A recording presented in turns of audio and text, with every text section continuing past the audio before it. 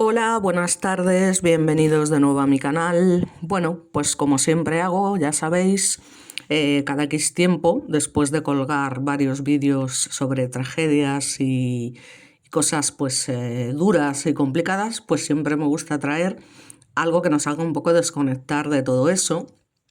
Y obviamente, pues bueno, salvo que alguien me proponga que haga un vídeo sobre algo en particular, de lo cual no tendría ningún problema, pues yo lógicamente elijo los vídeos de aquellas personas que por el motivo que sea me han aportado mucho en mi vida y a las que admiro profundamente. Entonces, en este caso vamos a hablar de una persona en particular que pertenece al mundo literario, digamos, por decirlo de alguna manera, que pertenecía, porque ya evidentemente hace mucho tiempo que falleció, pero que para mí es sin duda uno de los mejores escritores del mundo, junto con Tolkien, ¿vale? Del Señor de los Anillos.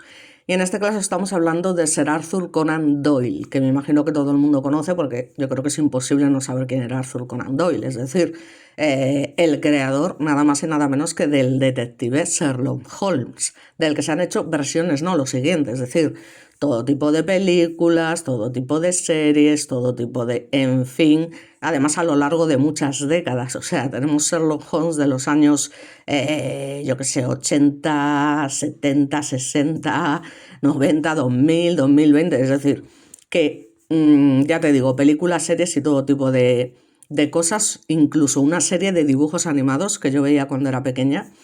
Y bueno, pues a mí siempre me han gustado pues este tipo de, digamos, de novelas que te hablan de pues, cosas de misterio y tal, y cómo resuelve los crímenes. El Sherlock Holmes me parece un personaje magnífico, o sea, pero no solo Sherlock, es decir, también tenemos a su antagonista, ¿no? Moriarty, el profesor Moriarty, incluso al propio hermano de Sherlock Holmes, Mycroft, ¿no? Y como no, pues al doctor Watson, o sea, es decir, es que cualquiera de los personajes que aparecen en las novelas de Conan Doyle son magníficos, es decir, es una obra maestra lo que hace este hombre. Entonces, yo creo que hay personas que ya os digo, que tienen un talento para crear que es alucinante, ¿no? Igual que en el mundo de la ciencia o igual que en el mundo de la música, y etcétera, etcétera. Entonces, en este caso, voy a hablar de este escritor, pues porque ya os digo, yo he leído Sherlock Holmes desde que era muy pequeña, siempre he admirado al personaje, siempre me ha encantado, me he tragado todas las series habidas por haber, muchas de ellas son muy malas, otras no tanto, y bueno, además, a ver, aquí surge una historia, ¿no? Bastante curiosa. Ya sabéis que yo me gusta enrollarme y a veces contaros cosas de mi vida personal que no importan un carajo, pero bueno, las cuento un poco como anécdotas. Que básicamente sabéis pues que como todo el mundo, bueno, pues estas personas al final son personas, ¿no? Entonces, claro, crean unos personajes que tienen un éxito brutal, ¿vale? Que tienen una cobertura mediática increíble y entonces, lógicamente, pues por el motivo que sea, llega un momento pues que el propio autor del libro decide terminar de una vez con el personaje. ¿Por qué? Pues porque ven que está cansado ya de escribir sobre lo mismo o porque ya no quiere continuar escribiendo, por el motivo que sea, ¿no? Entonces, claro, esto supone para los lectores, para los seguidores y demás, una auténtica traición de alguna manera, ¿no? Y hay una presión mediática de que, pero ¿cómo? Esto me recuerda a la película de Misery, ¿no? De Stephen King. Y es real como la vida misma, es como, pero ¿cómo vas a cargarte al personaje? Es decir, ¿cómo puedes escribir una novela donde te cargas a Sherlock? Es decir, Sherlock Holmes no puede morir, ¿no? Y en ese sentido yo, bueno, pues soy también muy infantiloide, ¿vale? Y me refiero en este caso ya no solamente a los libros, sino que yo soy una persona que, por el motivo que sea, soy, ya os digo, muy infantil y me encantan las series adolescentes, las películas de amor, de estas románticas que te cagas, pero que sean románticas no, a ver, ¿cómo te diría yo?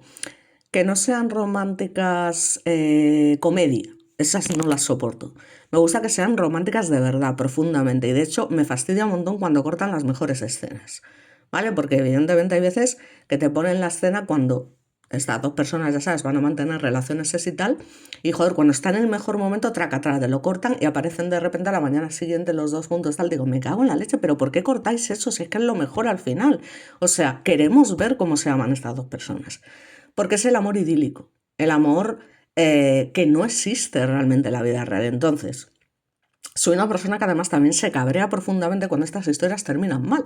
Es decir, cuando estamos viendo un dramón, ¿vale? Entonces, yo soy de final que acabe bien. Es decir, que la pareja termine junta, que estén juntos, que se amen para siempre, y etcétera, etcétera. ¿Por qué? Porque mucha gente me dice, hombre, pero es que eso no es realista. Y digo, ya, pero es que la realidad ya la tengo aquí a mi lado todos los días. Entonces yo cuando voy a ver una película, lo que quiero ver es ficción. O sea, lo que quiero ver es felicidad, quiero ver alegría, quiero ver que la cosa acaba bien. En plan, el final de Dirty Dancing, pues así de claro, o sea, quiero decir, quiero que acabe bien. Otra cosa es, por ejemplo, lo del tema de los puentes de Madison, de Clint Eastwood y Meryl Streep. Es un peliculón, van con la copa de un pino, ¿no? Como todas las de Clint Eastwood. Entonces, a ver, aquí está claro que todos los que hayan visto la película y recuerden esa escena final, que yo creo que todo el mundo ha visto también esa película, todo el mundo está deseando que Meryl Streep abra la puerta del coche. O sea, y salga, evidentemente, mientras el tío está ahí empapándose porque llueve a mares, y dices, abre la puñetera puerta y vete con él, ¿sabes? Pero ¿qué pasa? Que es entendible que esta película, por ejemplo, es que tampoco quiero haceros spoilers, pero aviso, spoilers para los que queráis pasar esta parte, ¿vale? Spoiler total, es decir, se puede entender que el final no sea el que nosotros queremos, porque al final esta mujer es madre, o sea, tiene una familia. Entonces, al marido le pueden dar por saco, evidentemente, porque conoces a otra persona que te aporta mucho más, de la que te enamoras profundamente, que es el amor de tu vida, que es algo que no has vivido antes con nadie, y al marido que le den. Pero claro, es que tienes unos hijos. Entonces, esta señora se ve obligada a elegir entre el amor de su vida y esos hijos. Y evidentemente elige a los hijos, al final. Es una pena porque te quedas ahí con los lagrimones. Ay, no tal, ay, que no abre la puerta y vete con él. Pero claro, en este caso, pues estamos hablando de otro tipo de película. Pero yo hablo de las películas estas típicas, pues de jóvenes que se enamoran y demás y tal. Por ejemplo, hay una que se llama Aquí en la Tierra, que es una película muy bonita, donde actúan dos chicos jóvenes muy guapos, tanto ella como él y demás, y se enamoran, y es una historia preciosa. Pero que luego, o sea, es un drama y tal, y sales cabreado, porque yo soy de la que me cago en la puta, pero ¿cómo es posible que haya pasado esto, tal y cual? Que no puede acabar esto así, que es que tal, que es que... O sea, me cabré. Y ya te digo, la gente me dice, joder, pero a ver, es que estas cosas pasan. Digo, ya, precisamente por eso, ya os digo, es decir, que esto lo veo todos los días a mi alrededor, entonces yo vengo aquí a ver algo que acabe bien, que acabe como Gris, que acabe como Dirty Dancing, que acabe como miles de películas, me da igual. Me gusta, tal, o Maston Hall, o todas estas series que hay ahora para adolescentes, de las que yo me he leído los libros previamente, porque yo me he leído todos los libros de historia de amor de tal, la saga de Maston Hall, la saga bueno, de Crepúsculo, por supuesto, en su día, me tragué toda la saga bueno, de todas las series que hay ahora mismo de adolescentes, de After y tal, y me los leía, pero bueno, Outlander, que me encanta, y que claro, ya veremos lo que pasa. Pero bueno, no voy a hablar de Outlander porque todavía no se ha estrenado la octava temporada, aunque yo me he leído el último libro y sé por dónde van los tiros, pero es algo que no voy a desgranar aquí, por supuesto.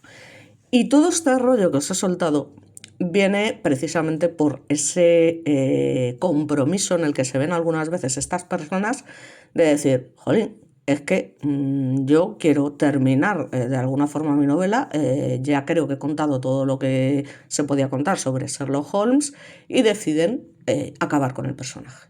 Ya os digo, exactamente igual que en Misery, y claro, lo que pasa al señor, lo que no está escrito, ¿no? Porque la loca esta dice que te cargas al personaje protagonista y todo lo que le hace. Bueno, pues aquí pasa una cosa similar en el sentido que hubo tal presión mediática por esta novela que el tío no le quedó otra que resucitarlo, o sea, que crear otra novela donde Sherlock Holmes resucitaba.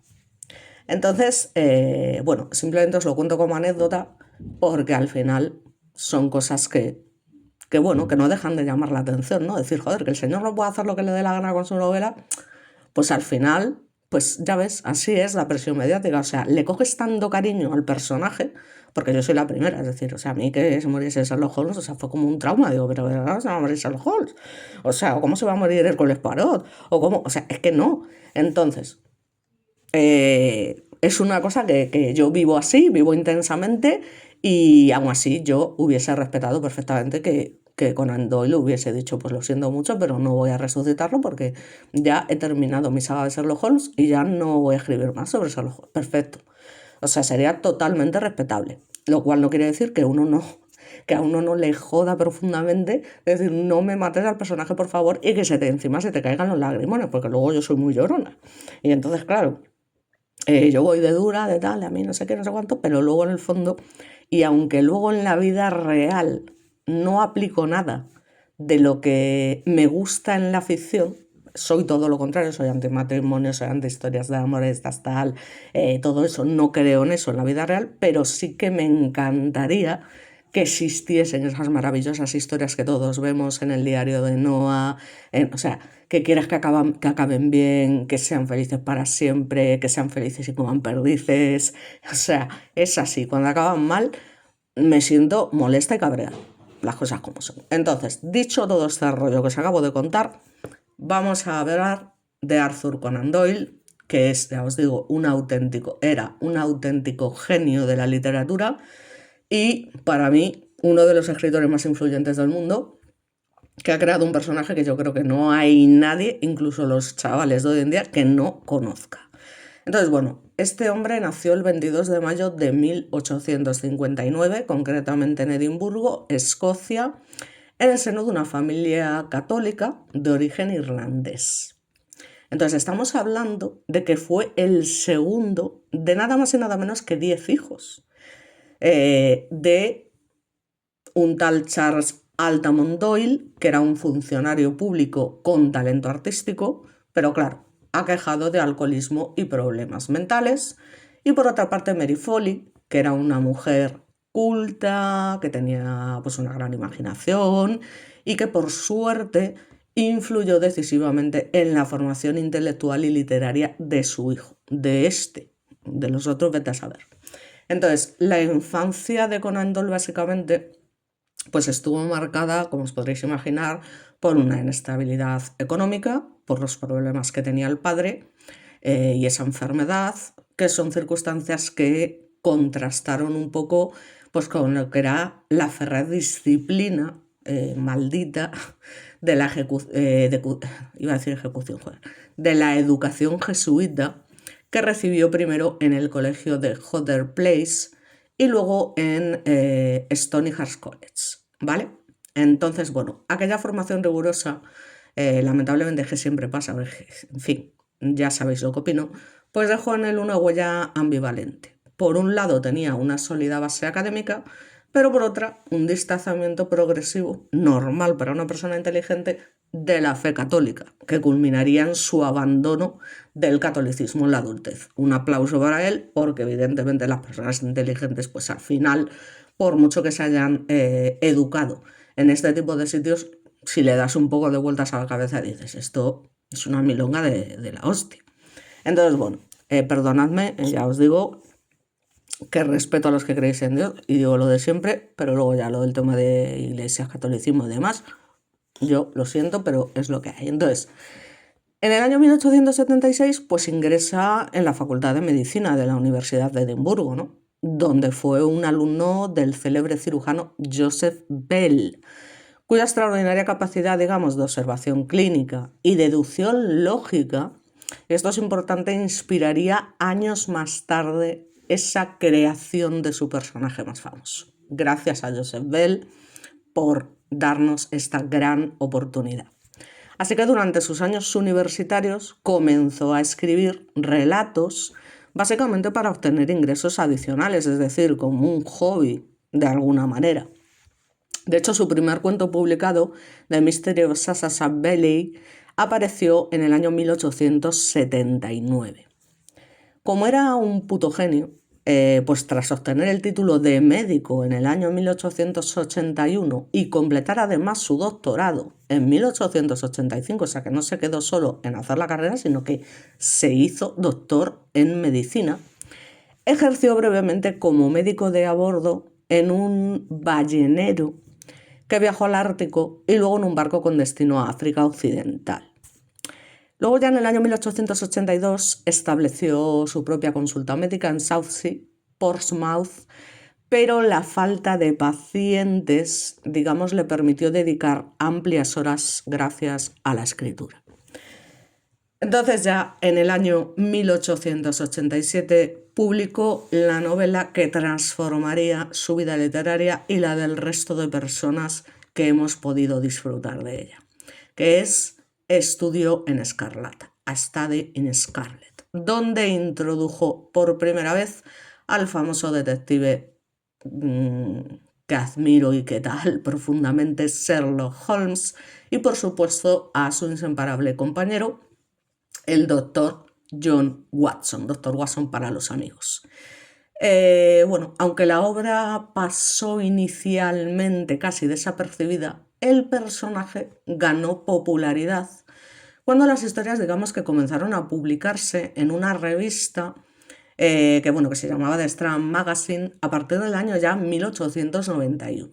Entonces, a partir de este momento, Sherlock Holmes se convierte en un auténtico fenómeno cultural sin precedentes, al menos en lo que es la literatura victoriana, redefiniendo totalmente el género detectivesco mediante la aplicación sistemática. Es que es increíble, la verdad, la creación. Yo alucino, lo tengo que decir, con este tipo de personas como Conan Doyle, que son capaces de crear estos personajes, esa deducción, esa lógica, en fin, cómo pueden atar los cabos siempre de esa manera tan maravillosa, tan excepcional, que te quedas, que estás leyendo y estás ahí introducido en la historia diciendo, a ver, o sea, estás siempre obcecado con, ay, Dios mío y tal, estás deseando continuar y no puedes parar, ¿no?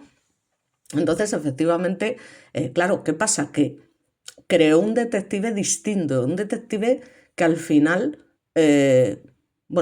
vivía mediante la aplicación sistemática de un razonamiento deductivo.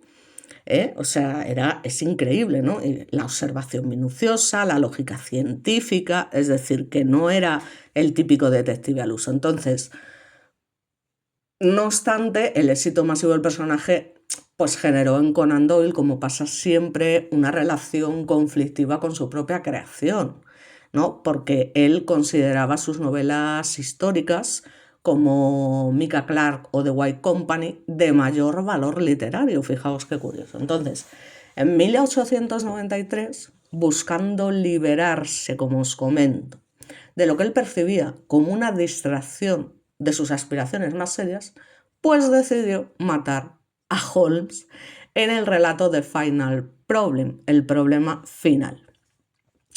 Que no sé si lo habéis leído, pero es que vamos, yo, ¿qué queréis que os diga? O sea, es que yo me he leído todo lo que hay habido y por haber de Sherlock Holmes y tochos que te cagas, y de hecho tengo un libro especial que es todo Sherlock Holmes, que es un libro que es más gordo que el disco de Petete, que el libro de Petete, y que contiene todo lo que hay sobre Sherlock Holmes. Y es una locura. Y no me canso. O sea, Sherlock Holmes es Sherlock Holmes. Entonces, pues eso, decide matarlo pues, por ese motivo. Entonces, lo hace ambientado concretamente en las cataratas de Reichenbach. La reacción pública pues fue intensa y en muchos casos airada. Ya os digo, lectores que enviaron cartas de protesta. Algunos incluso llevaron luto simbólico. Finalmente, presionado por la demanda popular y lógicamente por incentivos económicos, pues Conan Doyle, digamos que no le quedó otra que resucitar al detective en 1901 con The Hound of the Baskervilles, que de hecho es, digamos, su obra más famosa dentro de lo que es el mundo de Sherlock Holmes, si se puede decir que hay alguna que destaque más sobre otra, porque es increíble. Que está ambientada cronológicamente antes de su muerte ficticia, y luego lo restituyó definitivamente en 1903 con The Empty House. Paralelamente a su carrera literaria, Conan Doyle, bueno, pues participó activamente en asuntos políticos y sociales, como suele pasar con este tipo de gente, que ya os digo que van mucho más allá que el resto de los humanos normales, como yo, por ejemplo.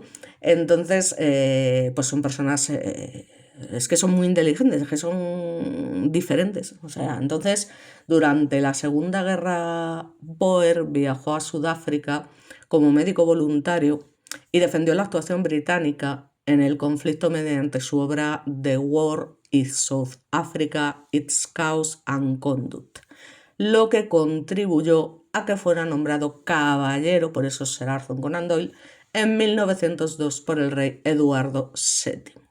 Ahora estamos hablando, fijaos, de que este señor nació en 1850 y pico, entonces, joder, el año 1902, ¿no? También además se involucró en campañas por la reforma judicial, porque esta gente es adelantada a su tiempo. O sea, esta gente es, yo de verdad que los envidio sanamente, porque me gustaría hacer una mínima parte de lo que ellos han hecho, crear una mínima parte de lo que ellos han creado, porque es tan admirable, que es que me arrodillo, o sea, es que te hago la ola, ¿sabes lo que te quiero decir? Es una manera de hablar, pero es así, o sea, es gente que admiro. Y de hecho, os voy a contar un secreto. En esta foto que he puesto aquí, la última foto está hecha con inteligencia artificial, que eso se me da además mucho mejor que YouTube. De hecho, hago unos vídeos increíbles. Soy yo con Arthur Conan Doyle, pero esto es un secreto, ¿vale? Entonces, bueno, como os comento, es nombrado caballero, se involucra en estas campañas por la reforma judicial y interviene en casos nada más y nada menos de errores judiciales, como por ejemplo los de George Eladji y Oscar Slater, donde su análisis racional y su notoriedad pública ayudaron a revisar condenas injustas. O sea, ¿os dais cuenta de que estamos hablando de un señor que realmente es doctor en medicina, pero que crea un personaje increíble que no es el detective a la vieja usanza, sino que es un tío deductivo, con una lógica aplastante, que es que el mismo Doyle tenía? Es decir, que un médico termine ayudando a la justicia a decir, mira, esta persona no es culpable, esta persona, o sea, revisar condenas injustas, te digo, o sea, es que es increíble, me lo vais a permitir y lo siento si me repito mucho, pero es que es así. Entonces, ¿qué pasó? Bueno, pues que aquí está la parte trágica de la historia, ¿no? Pues bueno, en el plano personal, la verdad que este hombre no tuvo demasiada suerte, ¿vale? Se casó en el año 1885 con Lois Hawkins, con quien tuvo 2 hijos. Y bueno, esta mujer pues tuvo lamentablemente pues una larga enfermedad tuberculosa, porque ya estamos hablando de los tiempos que estamos hablando. Y mientras tanto, pues mantuvo una relación platónica, atención, con Jean Leckie, con quien finalmente se casó en 1907 tras la muerte de Lois en 1906. Con esta chica Jean tuvo 3 hijos más. ¿Qué pasa? Pues que a partir de la Primera Guerra Mundial pierde a su hijo Kingsley, en este conflicto que al final pagan los inocentes, que cogen, que cuidado, que estamos en una situación que en cualquier momento te vienen y te reclutan a los chavales, porque esto está mal, no peor, como digo siempre, y no es coña, no es coña. Entonces mandan a los pobres chavales, ya me dirás tú, a morir allí a las guerras, mientras los poderosos están tocándose los huevos y jodiéndole la vida al mundo entero, allí entre palmitas, haciendo lo que les sale de los, ¿sabes? O sea, es una cosa que es inexplicable, intolerable, y no sé cómo podemos permitir estas cosas. Es que montar la revolución pero más grande del mundo, de se acabó, o sea, ir a por quien haya que ir, pero a saco, o sea, te lo digo así, o sea, ya decir se acabó, hasta aquí hemos llegado, ¿no? Entonces, bueno, sí, que es una idea utópica, pues sí, lamentablemente es una idea utópica, pero es que debería ser así, o sea, hasta aquí hemos llegado, o sea, ya esto, o sea, que nos metáis en una guerra, que nos estéis tal, que estamos en una tercera guerra mundial encubierta, en una dictadura encubierta, que estamos, que es que en cualquier momento, o sea, que lo que les espera a nuestros hijos es lo que no está escrito y que no hacemos nada, que es que no despertamos, que nos torean por todos lados. Y seguimos aquí, bueno, pues unos con el fútbol, otros con, yo qué sé, pues con lo que les guste y demás, y con cosas insignificantes y demás, y al final no nos preocupamos por lo que realmente nos están haciendo todos los días. Es que esto es una cosa brutal. Entonces, aquí pasó lo mismo, que el pobre chaval, pues se tuvo que ir a la guerra. Se tuvo que ir a la guerra y lamentablemente falleció. Perder a un hijo, pues como comprenderéis, es lo más duro que puede pasar y además perdió a su hermano y a otros familiares cercanos, con lo cual en este momento su interés por el espiritismo, digamos que se intensificó hasta convertirse en el eje central de su vida pública, convencido de la posibilidad de comunicación con los muertos. Fijaos qué curioso que aquí sí que dices, ostras, pues es curioso que una persona pues con esa cultura y tal, crean este tipo de cosas. Pero, bueno, nadie es perfecto. Y luego, aparte, bueno, vamos a ver, por ahora no está demostrado. Yo, por lo pronto, es lo que digo siempre. Digo, yo a la Ouija no voy a jugar en mi vida. O sea, eso lo tengo clarísimo. Yo no me creo esas cosas, pero yo por si acaso no juego. No sé si me explico, ¿no? Entonces, bueno, pues dedicó años a promover el movimiento espiritista mediante conferencias internacionales y obras como The New Revelation y The Vital Message, y su defensa de episodios controvertidos como las fotografías de las hadas de Cottingley afectó su reputación entre sectores escépticos, porque evidentemente, a ver, este tema del espiritismo es lo que digo, pues al final pues piensas, joder, no es propio de una persona tan inteligente, tan defensora de tal, tan intuitivo, tan lógico, tan tal, que crean este tipo de cosas. Pero bueno, supongo que cuando vives este tipo de tragedias al final, joder, es que es muy duro, ¿no? Entonces al final pues te agarras, yo creo, a lo que sea. Y creo que este fue el caso. O sea, pierdes a un hijo, pierdes a tu hermano, pierdes... Y bueno, y veremos, o sea, a tu primera mujer, que sí, no sé qué, joder. Pues llega un momento que necesitas como creer en algo para seguir viviendo, ¿no? Y entonces, bueno, pues en este caso fue el espiritismo, como podría haber sido cualquier otra cosa. Entonces, bueno, Conan Doyle fue un autor extraordinariamente prolífico. O sea, que además de las 60 historias de Sherlock Holmes, que yo me he leído y me he releído 150 millones de veces, escribió también novelas históricas, de ciencia ficción, como, bueno, no sé si lo conocéis, pero las protagonizadas por el profesor Challenger, introducido en The Lost World, El mundo perdido, en 1912. Luego hizo teatro, poesía y ensayos, así que bueno, su obra, como os podréis imaginar, contribuyó de manera decisiva a la consolidación del relato policial moderno y a la figura arquetípica de detective racional. Entonces, ya os digo, que es increíble, ¿no? Ya os digo, yo alucino con esta peña, pero totalmente, totalmente. Lo del tema del espiritismo, pues no lo comparto, pero ya os digo, yo por lo pronto no me la jugaría tampoco en este sentido. Entonces, bueno, pues básicamente, bueno, pues tened en cuenta que estamos hablando de un hombre que es nombrado caballero, ¿no? O sea, que lleva eso del ser, eso por algo, ¿no? Ser Arthur Conan Doyle, no solamente el nombre. Por eso de la defensa pública del Imperio Británico durante la Guerra Boer y por esa implicación activa que tiene en causas judiciales y que, jolín, ayudó a mucha gente a revisar condenas que habían sido totalmente injustas, pero siempre mediante un análisis totalmente racional de las pruebas. O sea, es que esto no lo hace cualquiera, ¿no? Aunque lamentablemente pues llegase el momento en que la Primera Guerra Mundial marcase un giro profundo, ya os digo, tanto en su vida personal como intelectual, viviendo estas tragedias que consolidaron esa adhesión de la que hemos hablado al espiritismo, al que dedicó, digamos, sus últimos años con fervor militante.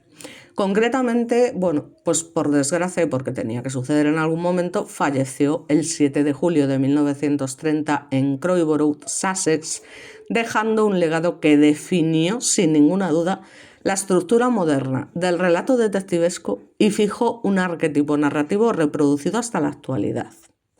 Entonces, ahora vamos a hablar de lo que a mí también me mola mogollón, que es sus personajes, ¿vale? Cómo eran, qué tenían y demás, para ver lo que puede llegar a tener una persona, esa genialidad para crear estos personajes.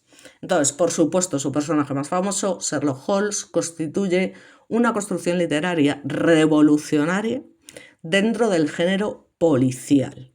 Se presenta como un consulting detective, una figura inédita hasta entonces, porque no se había creado antes una figura así, que opera desde el famoso 221B de Baker Street en Londres.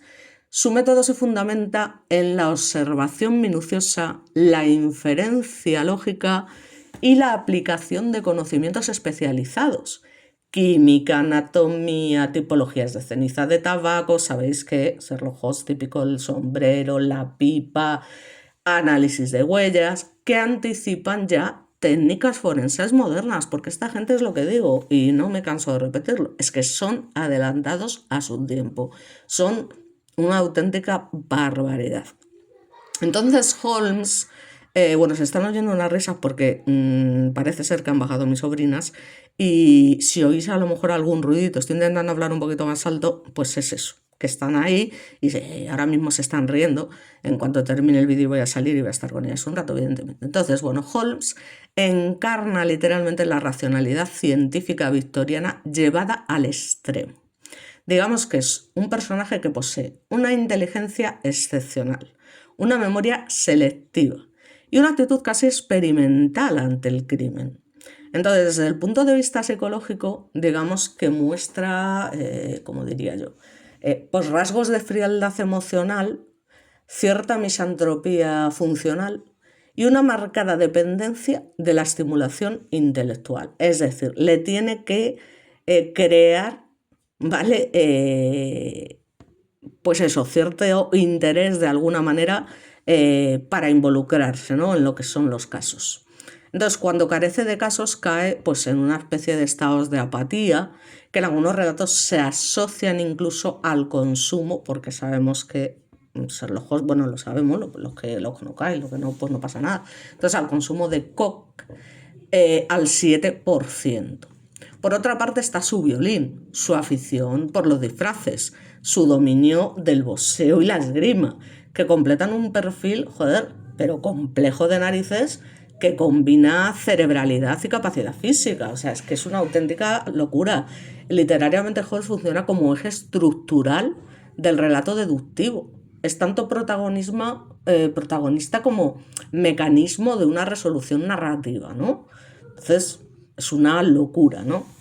Por otra parte está el doctor John Watson, el doctor Watson famosamente conocido. Entonces, cumple una función igualmente esencial, ¿no?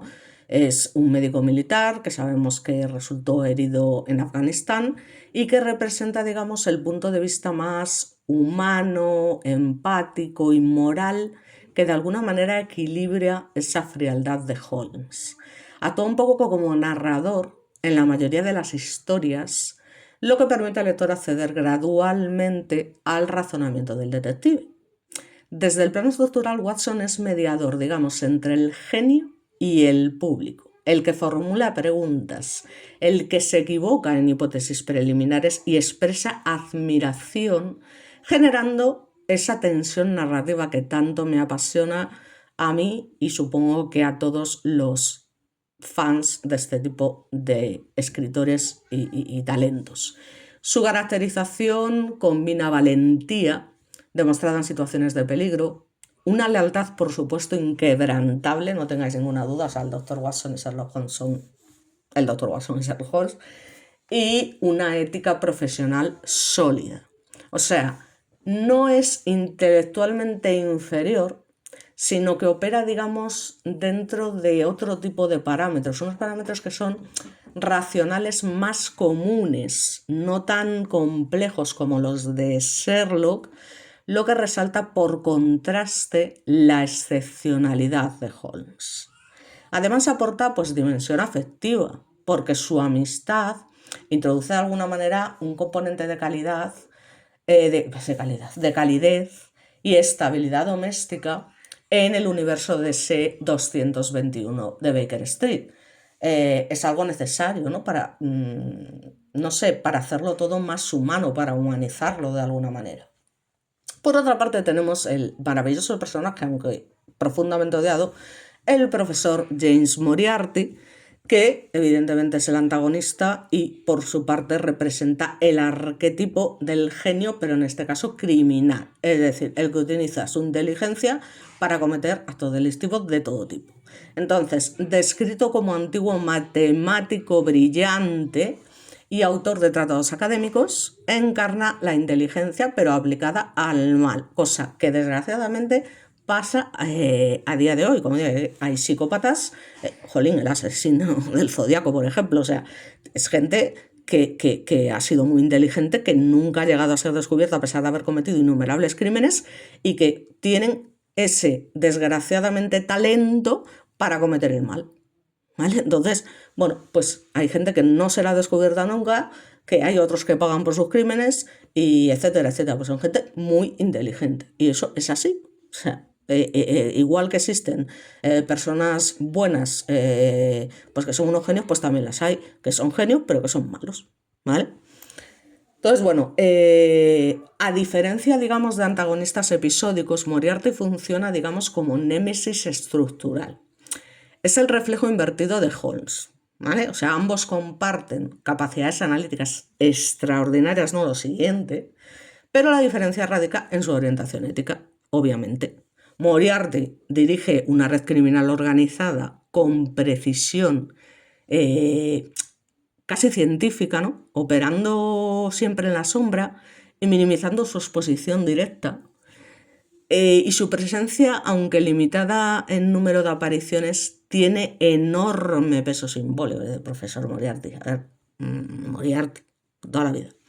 Introduce la idea de que el crimen pudo ser sistémico y altamente racionalizado. Entonces, podemos decir que en términos narrativos su enfrentamiento con Holmes eleva el conflicto del caso individual a una lucha entre inteligencias equivalentes, ¿vale? Esto es algo, ya te digo, que no se había visto antes. Estamos hablando de que, aparte de que ya por sí Arthur Conan Doyle es un genio, sus personajes a su vez también lo son, si os dais cuenta, ¿vale?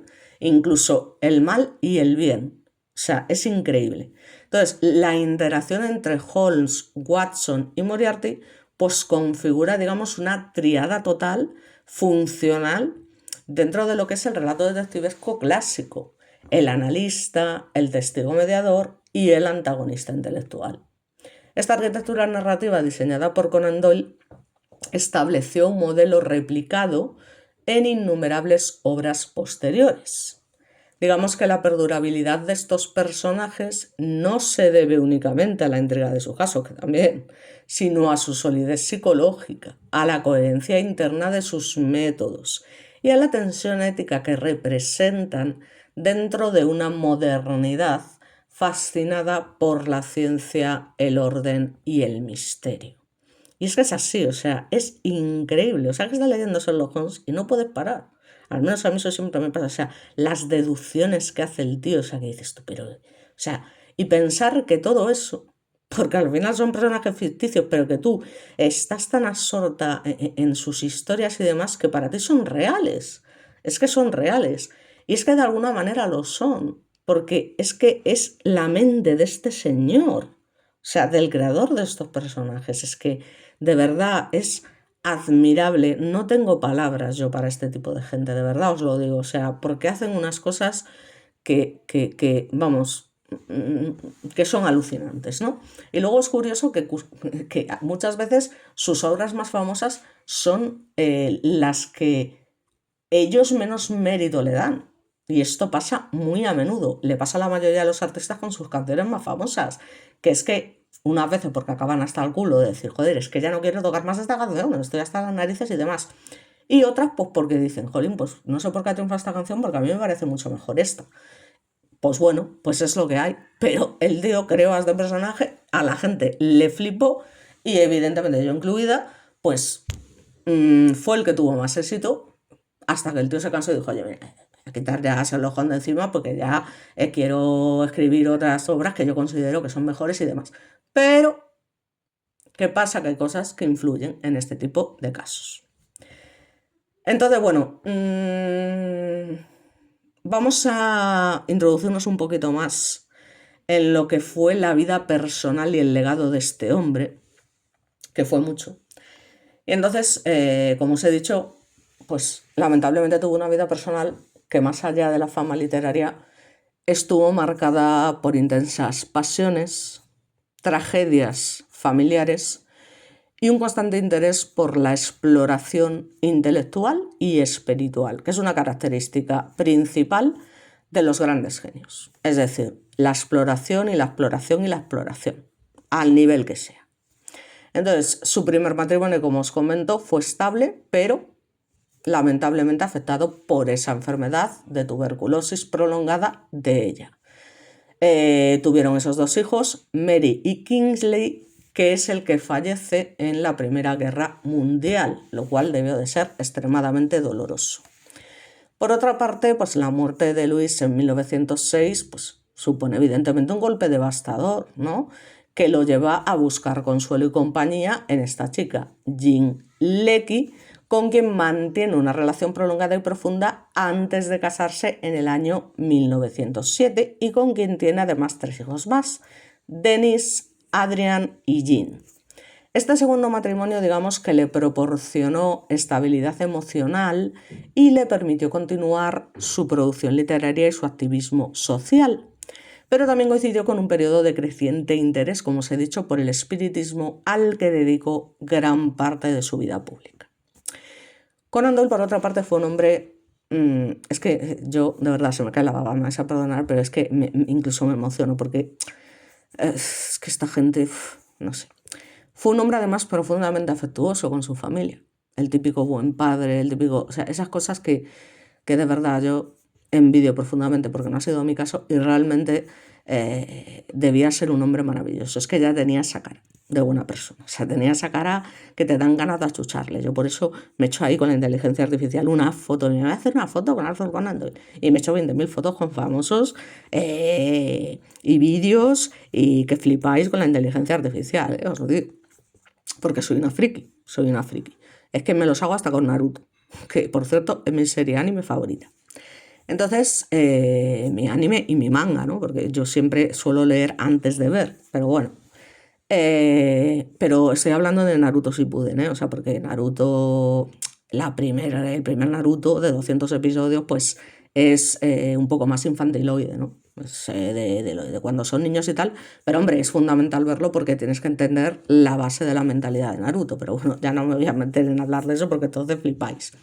Entonces, bueno, total, que es un hombre además, bueno, pues muy disciplinado y muy exigente consigo mismo.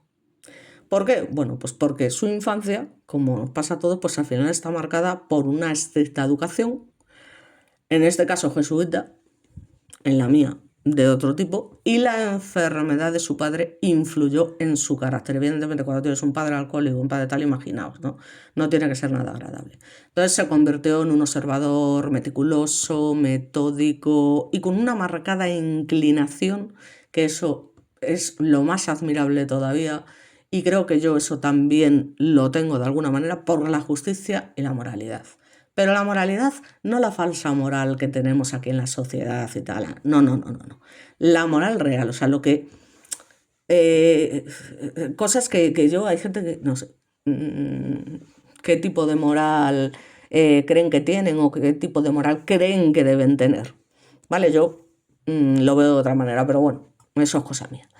Así que bueno, ya os digo, todas las muertes al final pues intensifican ese compromiso con la idea de la vida después de la muerte y esta convicción pues lo lleva a participar, ya os digo, activamente en sociedades espiritistas, ¿no?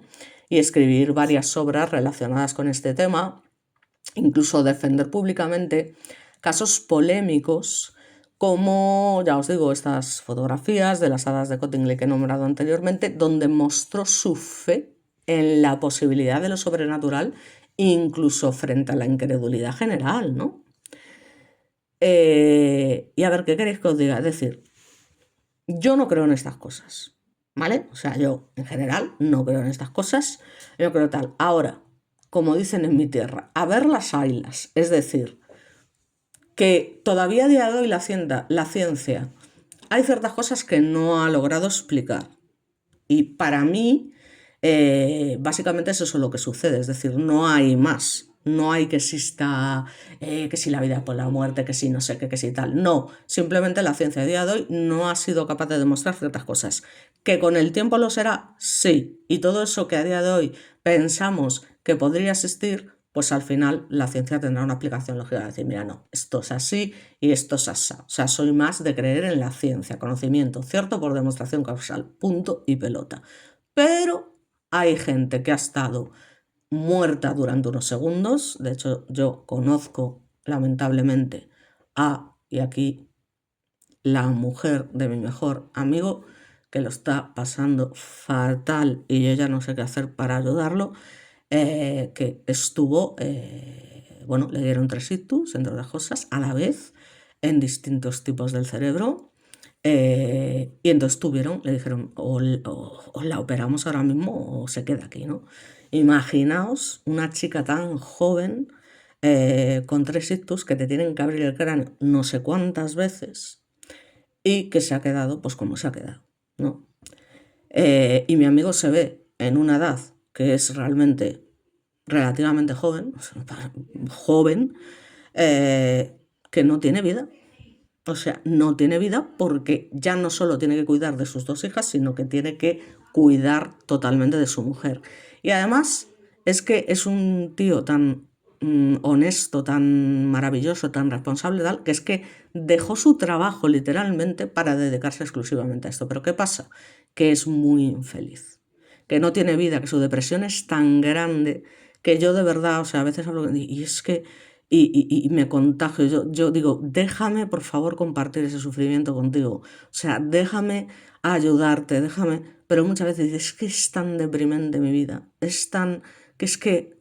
A veces de verdad es que no hablo con nadie porque no. Y digo, mira, es que encerrarse en sí mismo. Pero bueno, no voy a contar ahora la vida personal de mi mejor amigo porque. Pero bueno, lo quiero con locura y no lo puedo evitar. Entonces, todas estas cosas, pues pasan y ya está. Entonces, su legado literario, pues a ver, es inmenso, es multifacético, redefinió, como os comento, el género de la novela policíaca, estableciendo un arquetipo de detective con Sherlock Holmes que combina esa inteligencia superior, esa observación meticulosa, ese método científico del que hemos hablado, creando ese modelo de razonamiento deductivo que sigue siendo emulado en la literatura, el cine y la televisión. O sea, John Watson introdujo el contrapunto humano y narrativo que hemos dicho, que permitió al lector conectarse con la lógica fría de Holmes, mientras que Moriarty, ya os digo, presentó el antagonista intelectual siempre como reflejo del héroe, ¿no? Estableciendo esa dinámica de conflicto que se convirtió en un estándar del género. Pero más allá del género detectivesco, es que Conan Doyle también dejó contribuciones significativas a la novela histórica, la literatura de aventuras y la ciencia ficción. Es decir, sus relatos del profesor Challenger, como The Lost World, anticiparon exploraciones paleontológicas y fantasías científicas que influirían en autores posteriores. Además, su obra periodística y de defensa judicial, especialmente en los casos que hemos comentado anteriormente, de Oscar Slater y demás, demostró cómo la notoriedad literaria de este hombre en particular, porque otros son también tienen notoriedad literaria y no llegan a hacer lo que hizo este hombre. Entonces, gracias a esta notoriedad, que era algo que él tenía en la mente en realidad, ¿no? Pues podía ser usada para causas sociales, ya os digo, influyendo en reformas legales y en la conciencia pública sobre errores judiciales. Es que tiene narices, ¿no? O sea, ¿hasta qué punto puede llegar este tipo de gente? Es que esta gente no tenía que morir nunca. Al igual que hay mucha gente que merece morir, porque es que merece morir. Es así. Pues hay otra que no debería morir nunca porque aportan tanto, hacen tanto bien. O sea, yo ya os digo, es lo que opino. Entonces, bueno, pues al final, pues finalmente su vida personal y su obra reflejan un equilibrio entre racionalidad y misticismo, ¿no? Mientras creó un detective estrictamente lógico, él mismo comentó que siempre es algo contradictorio y que no deja de llamar la atención buscó, supongo que por desesperación y por dolor, ¿no? Significado en lo espiritual, en lo paranormal y la justicia social.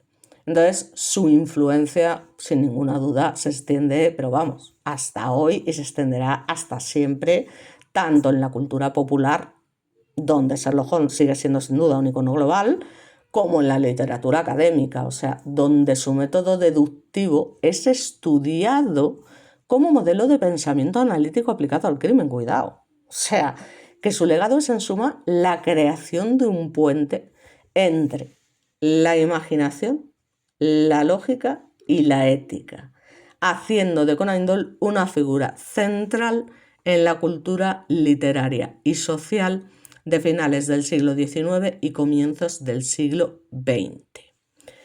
Y bueno, ya os digo, la muerte, entre comillas, de Sherlock Holmes, narrada en ese relato de Final Problem, el problema final de 1893, digamos que constituye nada más y nada menos que uno de los episodios más impactantes, o sea, fijaos de lo que estamos hablando en la historia de la literatura, porque en él Conan Doyle enfrenta a Holmes con su némesis, el profesor James Moriarty, sin querer hacer spoilers, pero creo que esto es archiconocido por todos, en un duelo intelectual y físico que, como os comento, culmina en las cataratas de Reichenbach, en Suiza, donde Holmes aparentemente cae al vacío, pero básicamente sacrificándose para eliminar a Moriarty, un poco como hace Frodo Bolsón, ¿no?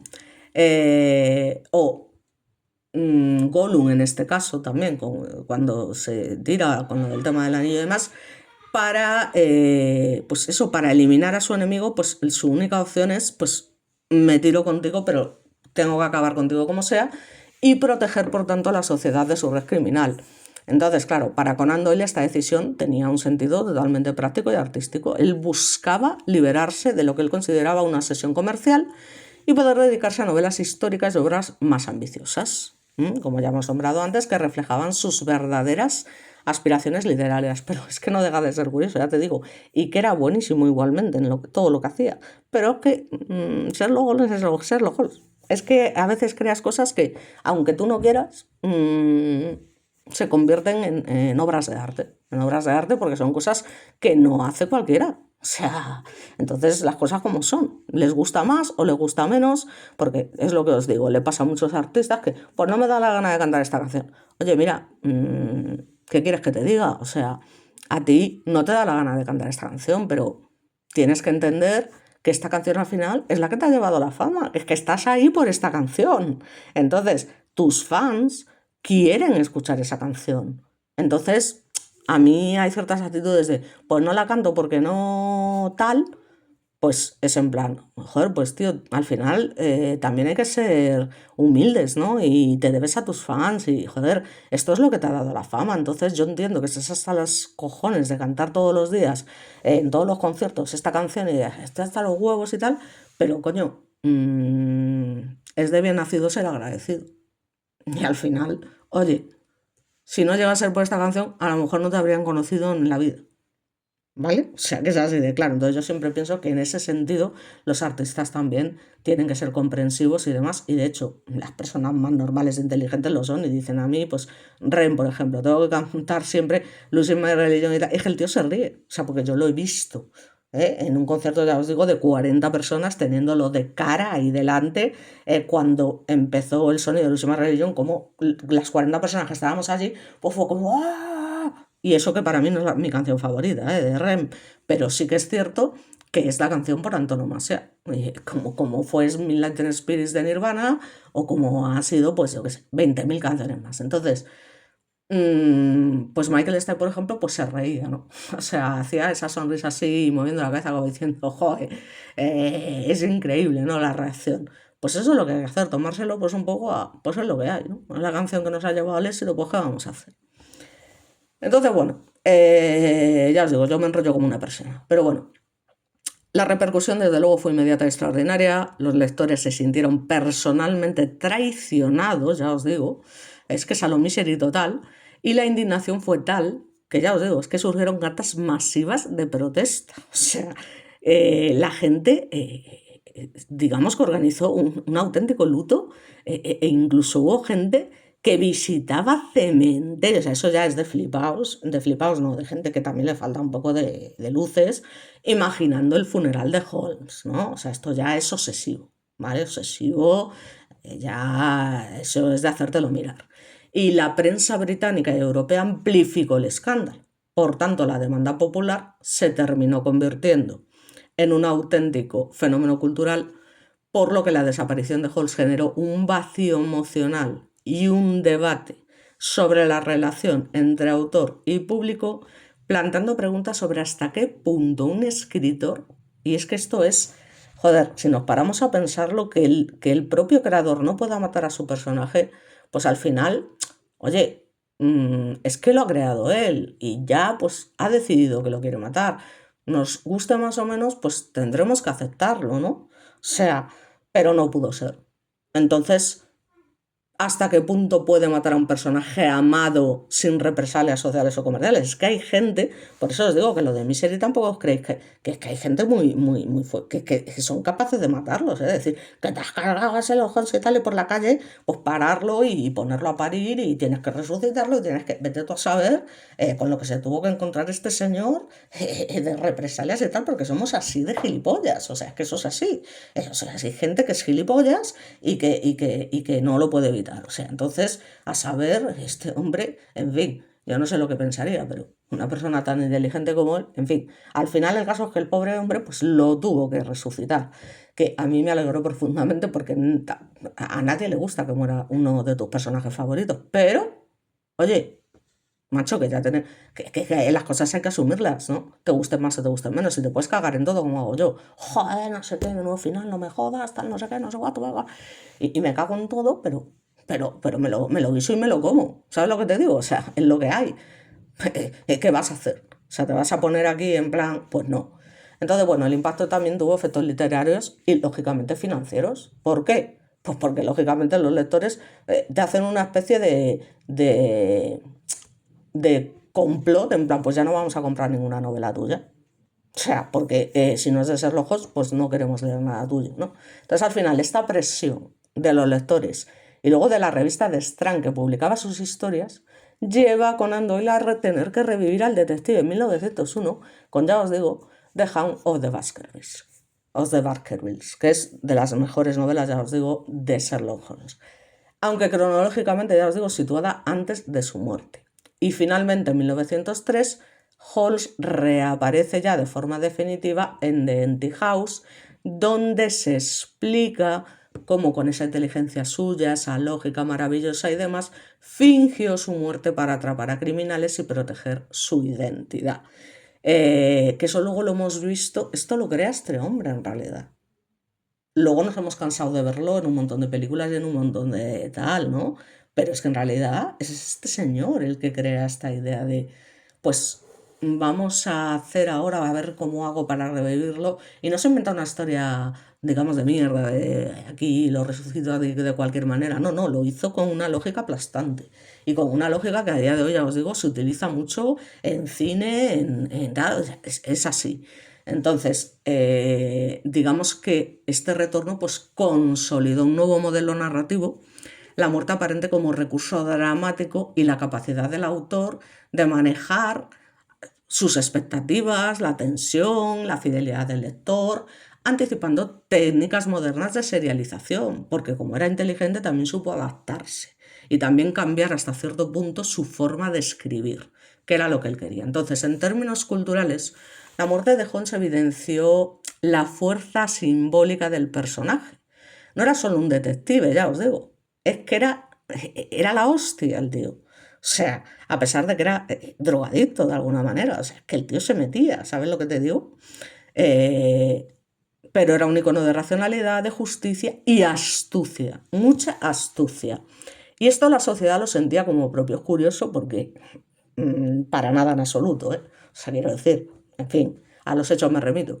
La repercusión demostró que la literatura, de alguna manera, podía generar vínculos emocionales tan intensos, y no tengáis ninguna duda, porque a mí me ha pasado con cientos de libros, te encariñas de tal forma con los personajes, los sientes como sufres con ellos, lloras con ellos, ríes con ellos, amas con ellos. Entonces, es lo que te digo, es que para mí la lectura y la música, y hay amigos que me comentan, es que lo vives de una manera súper intensa. Yo me leo un libro y bueno, y tal. O yo escucho música y no, a mí, pues me gusta la canción porque tiene ritmo y tal, me gusta, pero no, como, no lo vivo como lo vives tú, ¿no? Con esa intensidad de escucha esto y mira esta parte y escucha lo que dice y joder, es que es la hostia. O sea, pues yo lo vivo así, lo vivo así. Por eso para mí la música y la lectura son tan importantes. Ya está. Yo no concibo el hecho de escuchar música por escuchar. Quiero decir, bueno, pues esta canción suena bien, pues la escucho. Vale, sí, eso está muy bien. Pero de verdad que no hay canciones de alguien o de ciertos grupos que te hagan sentir algo. O sea, que tú sientas lo que está cantando como algo tuyo, que te puedas, eh, digamos, reflejar de alguna manera en esas letras, en esas melodías y demás. Pues yo sí. Y lo mismo me pasa con personajes de tal, o con personajes incluso de series, como os comento, o películas, que me da igual que sean de adolescentes, que sean en plan Clint Eastwood con Meryl Streep, o películas muy buenas, porque hay películas buenísimas.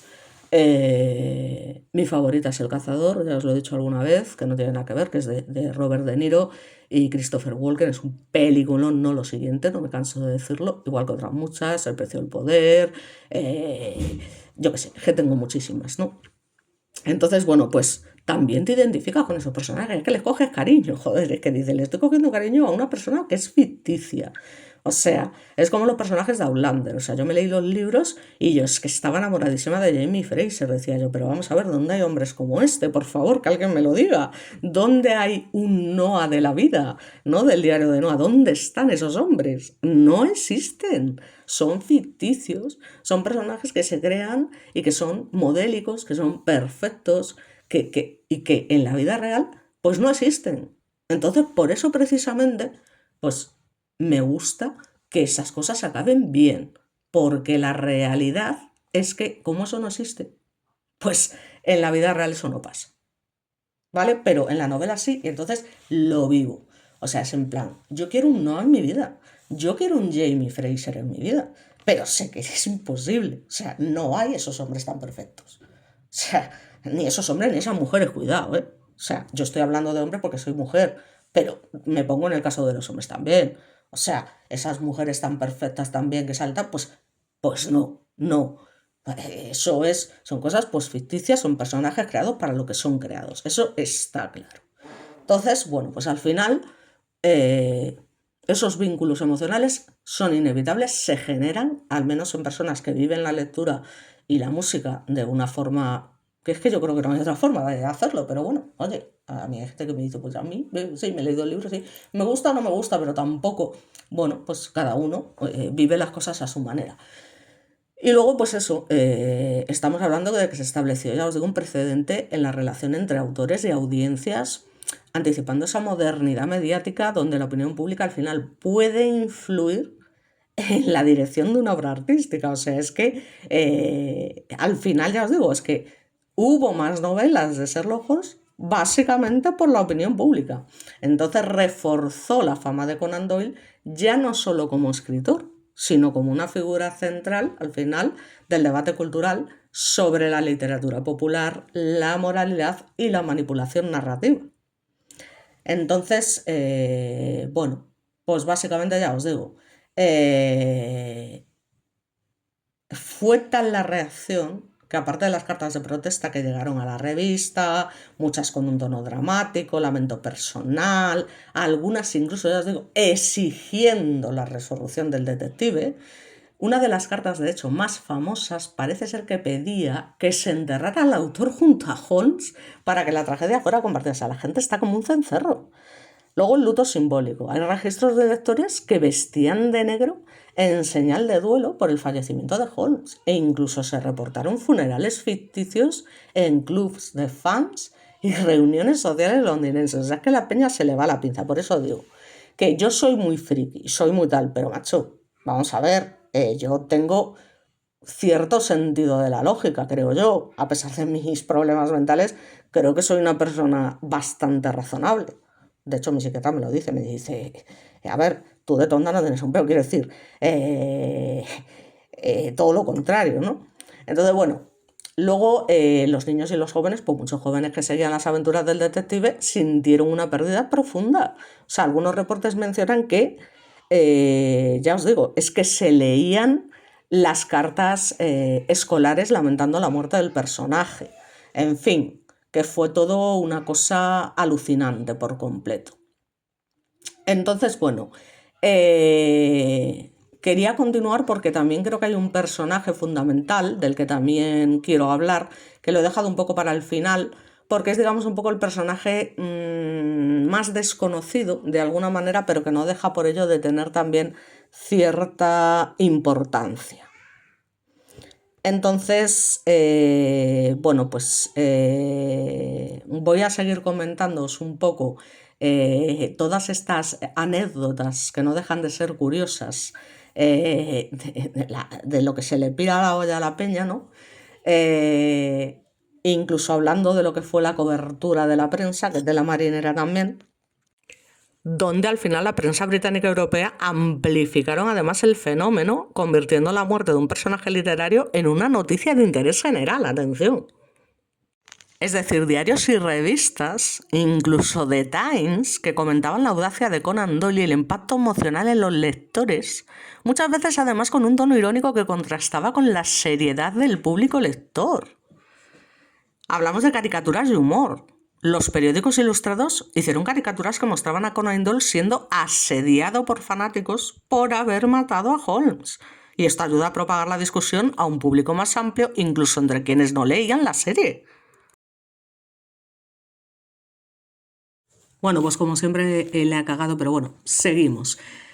Luego incluso llegamos a un debate cultural, se abrió un debate sobre la relación entre autor y público, es decir, la pregunta de si podía un escritor, atención, terminar con un personaje amado.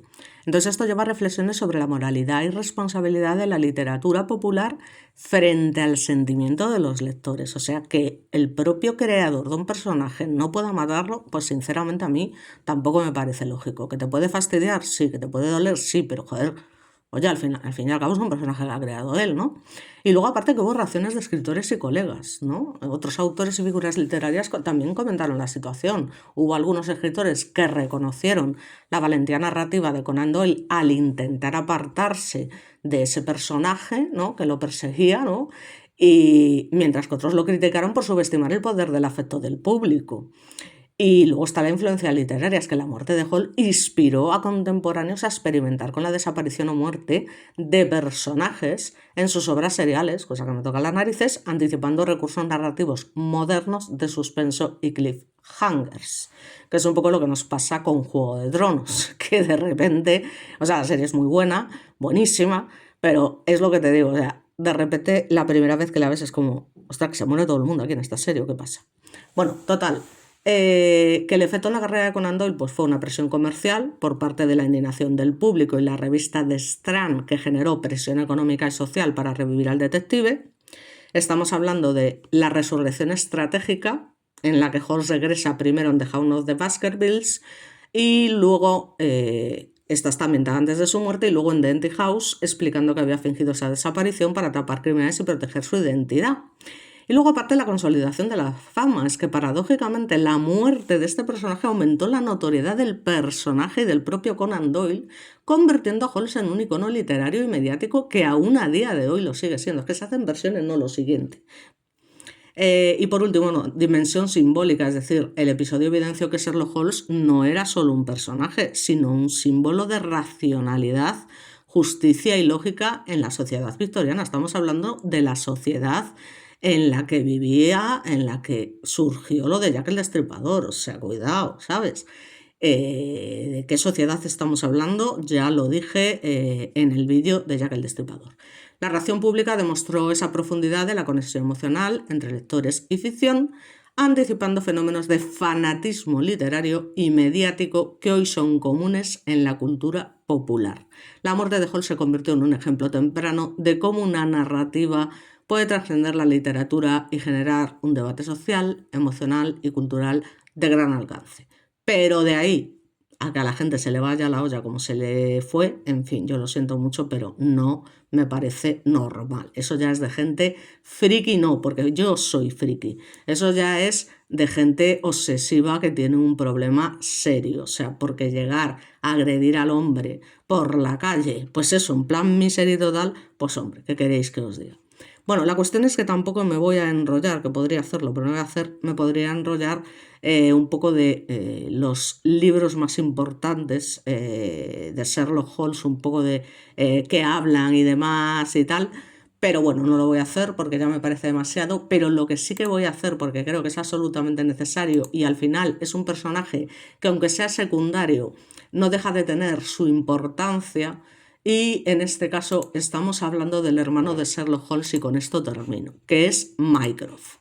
Bueno, pues como os comento, Mycroft es el hermano de Sherlock Holmes en las novelas de Arthur Conan Doyle, es el hermano mayor del detective y digamos que es presentado como un hombre de inteligencia extraordinaria, incluso superior a la de Holmes, Sherlock,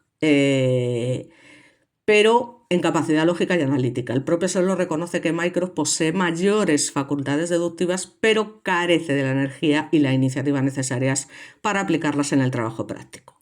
Mycroft se caracteriza por su mente puramente abstracta, tiene una capacidad sobresaliente para el análisis, la síntesis de información y el cálculo mental, pudiendo resolver problemas complejos sin necesidad de investigar físicamente la escena ni recopilar pruebas de manera activa.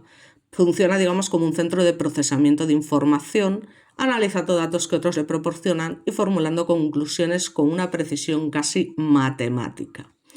Pero realmente en contraste con Sherlock, que es extremadamente sedentario y poco inclinado al esfuerzo físico, no muestra interés por salir a la calle, interrogar testigos o exponerse al peligro.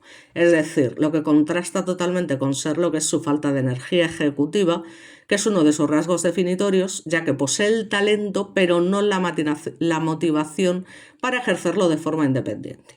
Trabaja además para el gobierno británico en un cargo alto, pero deliberadamente impreciso, y se lo describe como una figura clave en asuntos de Estado, especialmente en cuestiones de seguridad y política internacional, lo que se evidencia en relatos como The Bruce Partington Plans, además de ser miembro habitual del Diógenes Club, un club caracterizado por el silencio y el aislamiento social, lo cual refleja su personalidad reservada y poco sociable.